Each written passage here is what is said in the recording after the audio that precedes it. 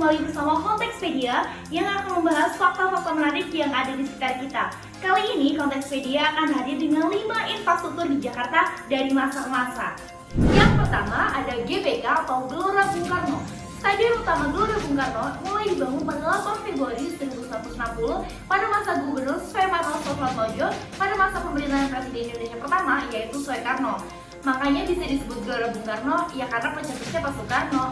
Presiden Soekarno mempunyai gagasan agar pembangunan sarana olahraga ini tidak jauh dari pusat kota.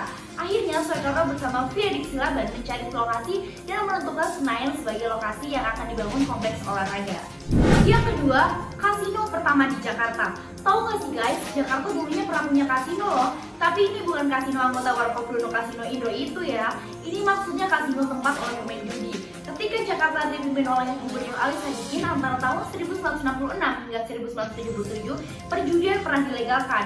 Alasannya karena menurut Bang Ali, industri ini bisa memberikan kontribusi pada pendapatan daerah, apalagi saat itu Jakarta lagi gak punya duit dan APBD Jakarta hanya 66 juta. Bang Ali mengambil kebijakan kontroversial itu sebagai solusi menutupi kekurangan dana dari APBD yang diwariskan gubernur sebelumnya untuk bisa membangun segala fasilitas seperti rumah sakit hingga jalan raya. Nah, akhirnya pada tahun 1997 kasino dilegalkan dan dilokasikan di Jakarta, sehingga pemerintah daerah berhak memungut pajak dari judi tersebut. Dari hasil pajak itu, Bang Ali akhirnya membangun beragam fasilitas daerah seperti sekolah, puskesmas, hingga pasar. Bang Ali sampai dapat julukan Gubernur Judi dan Gubernur Maksiat.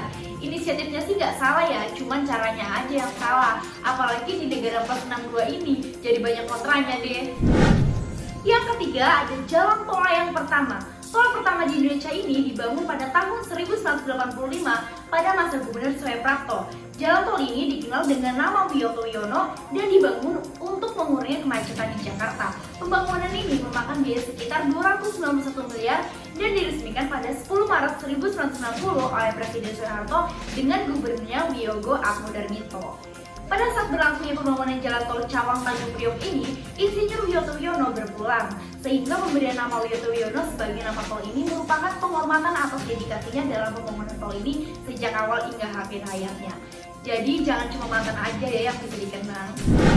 Yang keempat ada Simpang Susun Semanggi. Simpang Susun Semanggi dibangun di masa pemerintahan Ahok yang pada saat itu masih menjadi Gubernur DKI Jakarta pada 2016. Pembangunan selesai di era gubernur yang dijabat Jarod Saiful Hidayat dan diresmikan pada Agustus 2017.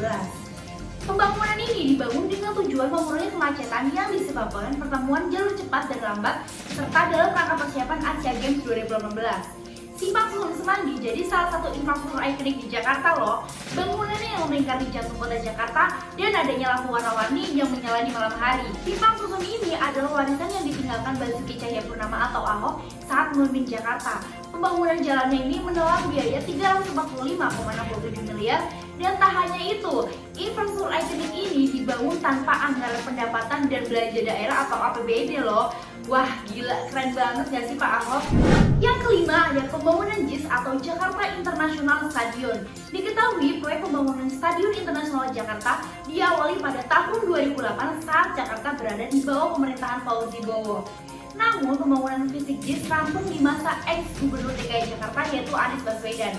Hanya saja memasuki tahun politik, JIS ini seolah menjadi senjata yang digunakan lawan politik untuk menumbangkan Anies Baswedan. Tak hanya itu, PDI Perjuangan menyebut JIS hanya digunakan sebagai ajang kampanye murahan Anies menuju Pilpres 2024. Ya ampun, kok bisa sih berpikir negatif gitu?